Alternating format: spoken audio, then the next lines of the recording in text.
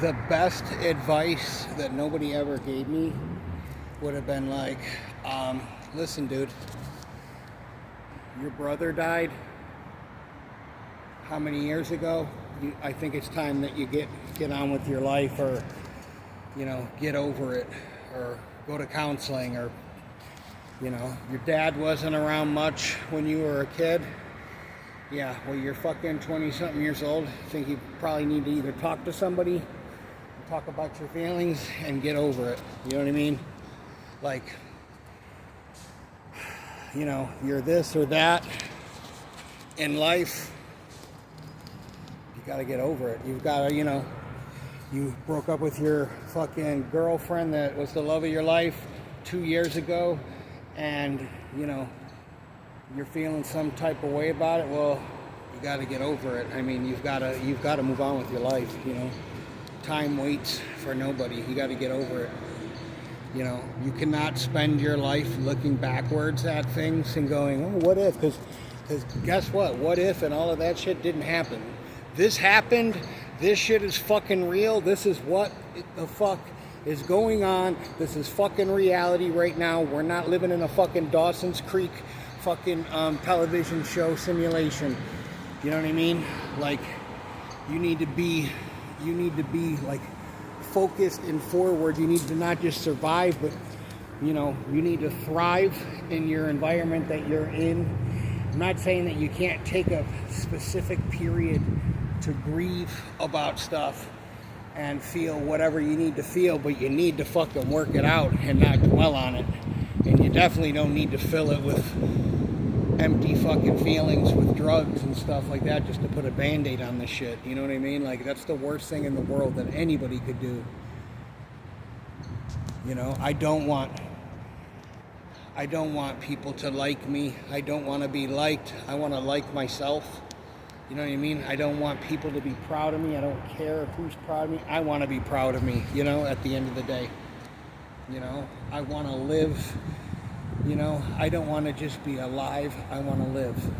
I want to live a fucking life. I see so many people in all different kinds of fucking things and all different socioeconomical brackets that are living this like life where they pigeonholed themselves into a thing, and now they can't go anywhere and they can't leave because they got all these fucking things going. They own a business with so-and-so, or they're in a marriage or whatever, or they're in some toxic bullshit and they wish that they could fucking just go and move to fucking Montana, but they can't.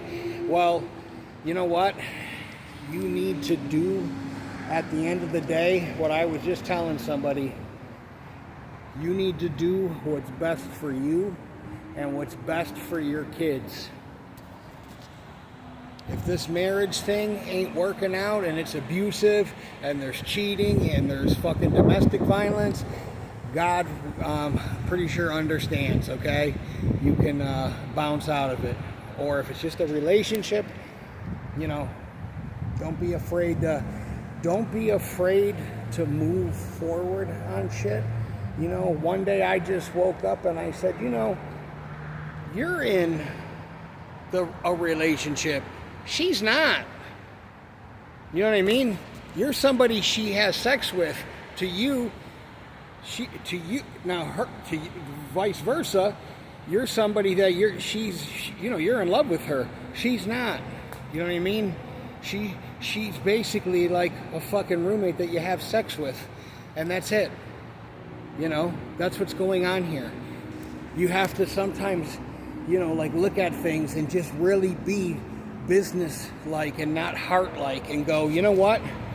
In my heart, yeah, this is a heart matter, but business-wise, this isn't good for the business of me. I have to be the CEO of my business, and you're fired. You know what I mean? Like, you got to get the fuck out of here. This isn't what I deserve. I'm not going to put up with this shit.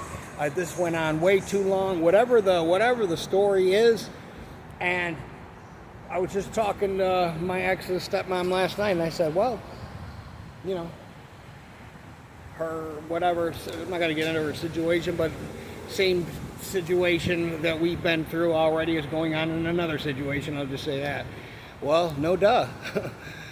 Because there's a problem, you know. She's got problems. And until you take care of those problems, whether it be through counseling or whatever, then problems are going to exist.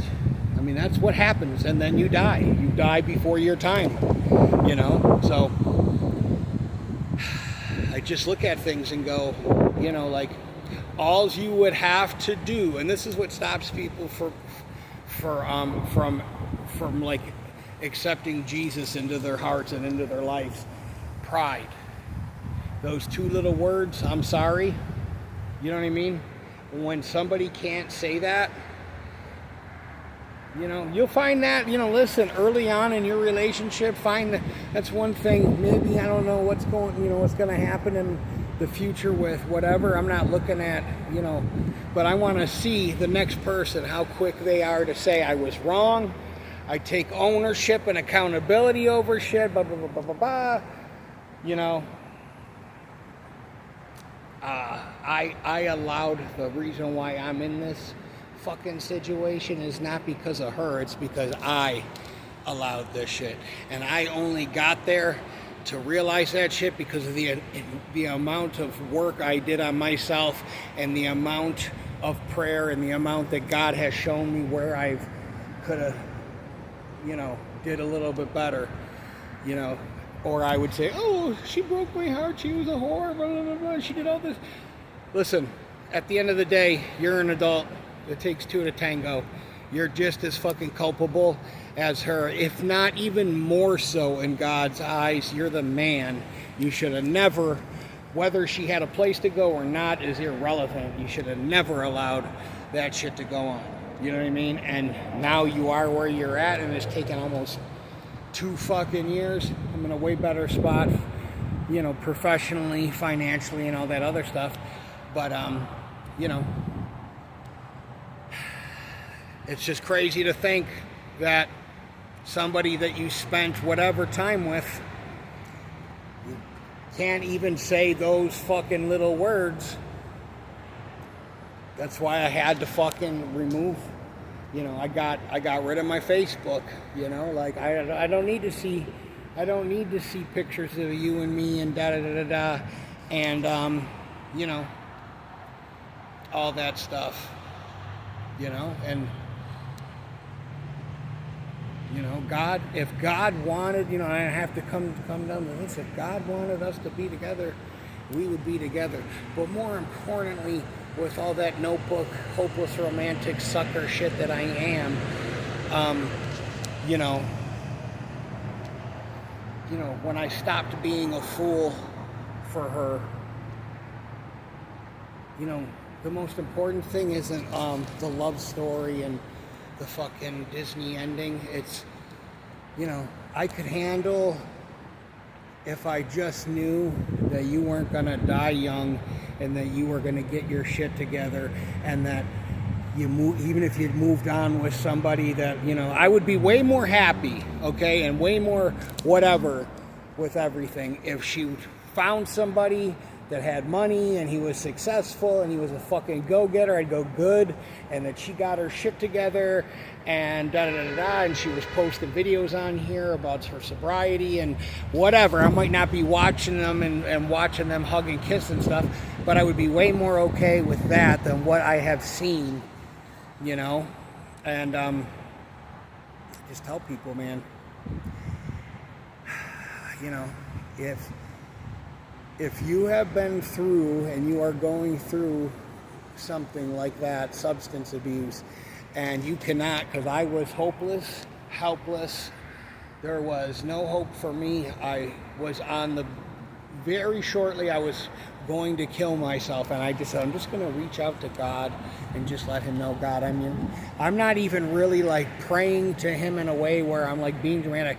God, I'm just letting you know I'm about to do something that is probably not going to be reversible, and if there's any way you can help me, only you, I believe, can help me, you know, no one else can. I will surrender my life to you, and I will do whatever, and if you ever put me in a position to help somebody else, whatever, I will. and he put the ball in motion.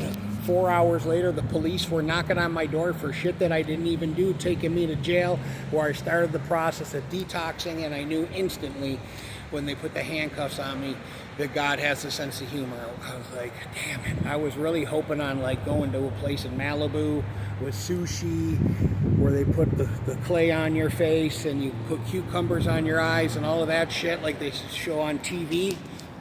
Like some Beverly Hills 90210 shit. No. I was in Erie County Holding Center downtown, shitting my pants, shitting my bed, puking, fever, restless leg karate all night long. You know, so I'm just telling you, call on the name of the Lord.